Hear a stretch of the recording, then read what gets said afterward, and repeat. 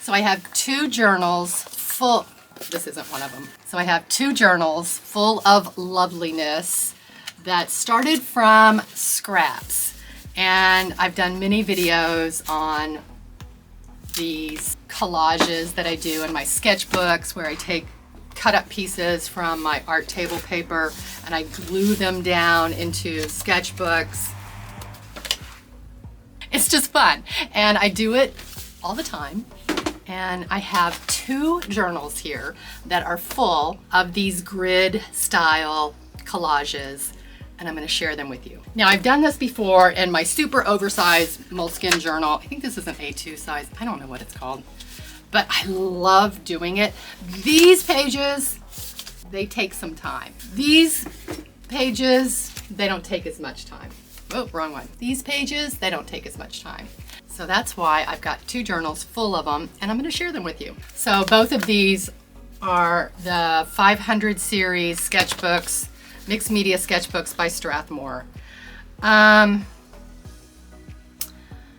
not in love with them. I bought them on the advice of Gail Kabaker because she uses them all the time and she loves them. And I thought, oh, I'll get one of those. Those are going to be great. And I started using it, and let me tell you the reason I don't love them. Every page you have to open up and break the spine. Every page. So that when you get it, you have to open it up, break the spine, make sure that it's flexible so that it will lie flat. Otherwise, it won't really lie flat. And it takes some, see, even then it still won't. So it takes some time. It's got kind of a mind of its own. And I'm not in love with it. It's not a bad journal. I love the size. I like the paper, but I don't love the book, and I probably won't buy another one. But if I did have to buy another one, I'd be okay with that. But after I finished these, I actually liked the journal structure. I do like them more. I like them more after they're filled than I do filling them. When I'm working in them, it's springtime. Yes, my studio door is open. So I just feel like it's one of the, I'm really mixed. I probably won't buy them again, but I might. I don't know. But today I'm going to share with you what they look like inside, and I'm going to do a flip through of both of them. Okay, so here I have the first book, and the first couple of pages I just did some sketching, some painting, and I've used traditional gouache, and I've used stamps and collaged with some of my stamped imagery and some black line work. And then I sometimes do this in my sketchbooks.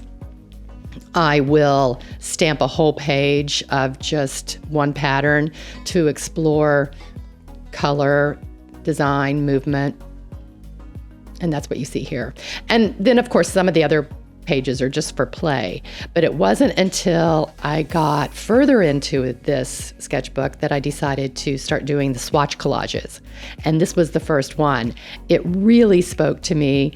I'm in love with the piece on the far left with the branches. That just kind of woke me up, I think. And also the colors. Each swatch has its own color story. Like, I love that.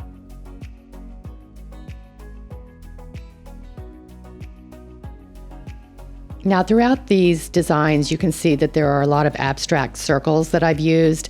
These are from my video, Hand-Carved Stamps Made Simple, where I made concentric circle stamps. And even like the small ones get used because they are definitely a fun stamp.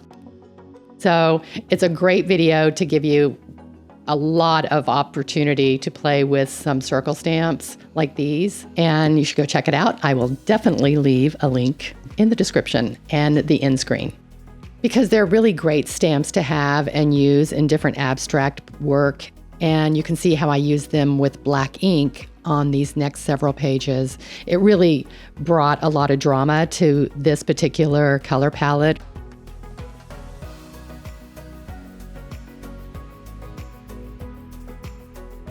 And again, playing with my stamps and ink. And then, of course, every good sketchbook has an upside down page. So there's my nod to keeping it imperfect.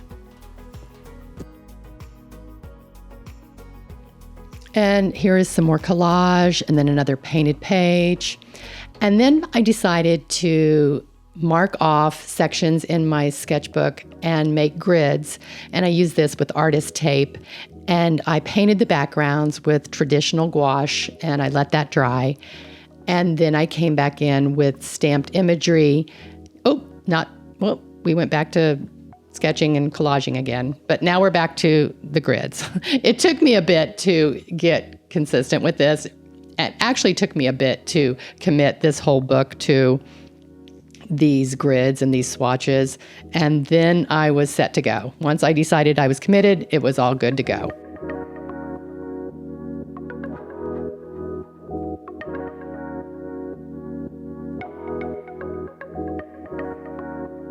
Now you can also see here that I was also playing with different ideas of angles and shapes that are not particularly square or rectangle. Now this is another background that's been painted after it's been taped off using gouache, of course, and ink, and I used some Posca pens as well. This particular paper, I had scribbled just some houses, and I loved how it turned out with just the background and the sky. And so I decided when I went to go cut it, I was using my viewfinders, and I didn't want it to be small. I didn't want to just have the house sitting on the horizon. I wanted to bring in the flowers into the sky. It just had more of a story, it had more drama, and it just made me happy.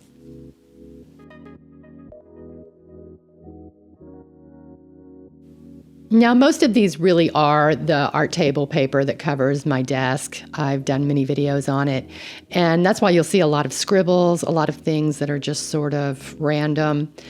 And then again, other times you'll see a cohesive color story. And you can see here I was playing with black ink and some very vibrant colors. And then the next one was a really soft pastel-y page, because these aren't done in any particular order. And this last page here, I just use a black fine liner to outline the squares and the grids, just to give it some interest and see what would happen. And I think all of our back pages of our sketchbooks are perfect for stickers, because we all love stickers. So let's go on to the next one. Now, this first inside page was newsprint that was on my art desk, and it just sort of told a story on its own, so I just glued the whole thing down.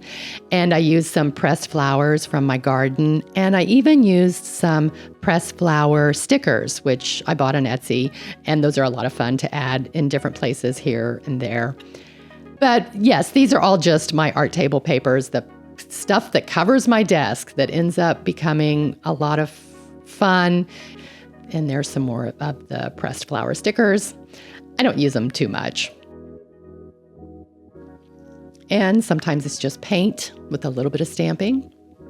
And sometimes I add stamped imagery collaged right on top, just like this. This was what I did here. After I glued down the swatches, I came in and collaged some images on top. I think it adds a lot of fun and detail. Now, this next paper is newsprint, again, with traditional gouache, but I also used a metallic ink, and I used it in a couple places. I used it with a stamp, and I've used it underneath that with just a pen. I do put in metallic inks a lot. I think I should probably do a video on that. You can also see that I like to use just a stamped pattern here and there to sort of give the eye a place to rest. I did that here as well, but that actually was on the paper that was covering my desk. The other one with the leaves was more intentional. This is white paper, the Pacon white paper roll that I used to have in the front of my desk. And these are the stamped off secondary images, which are called ghost prints and make a really lovely pastel. This is more newsprint with my pressed flower.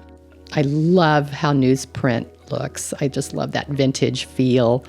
More paint and ink and stamps. And this is particularly a ledger paper that I got a printout of some old papers that worked perfect for this. I did a video on that as well. And I just use all kinds of things and let it show what the story is going to be, what kind of interest I can bring to the page. And I also try not to overthink it.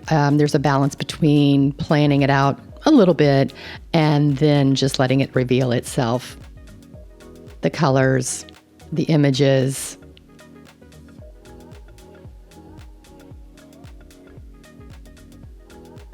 Sometimes I'll put in a little bit of washi tape. Again, it's that pattern where it gives your eye a place to rest.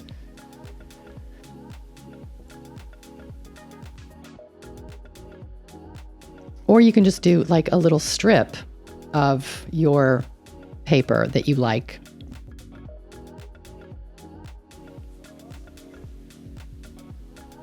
The black ink always provides a great bold look. And another upside down page because it's a good sketchbook, because all good sketchbooks have them. But again, I taped off the area, painted it with traditional gouache and a little bit of silver ink as well. And then after it was dried, I stamped on top of it with similar color inks to give it a real cohesive feel. And this is a perfect example of how you can be working with certain colors and they all come together and this is how they look. I mean, but this is what every page is. You know, you can see a pattern. You can see what was going on a lot of these pages that were sitting on my table. And this was just a collage, just a random collage. Again, more cohesiveness because of the stamp and the ink that I was working on. It just sort of comes through that way. And lovely newsprint. Yes, lovely newsprint. I just love it. It works really well with inks. I did a video on this one too. You've probably seen it. And I don't really worry, again, I've said this before, about the size or the shape or having it fit or be perfectly spaced, because I'm not looking for that kind of perfection. I'm just looking for the expression of making these, I guess, for a lack of a better reason. I mean, it's just very satisfying and makes me feel happy that I have, done this. Again, more collage pieces on top.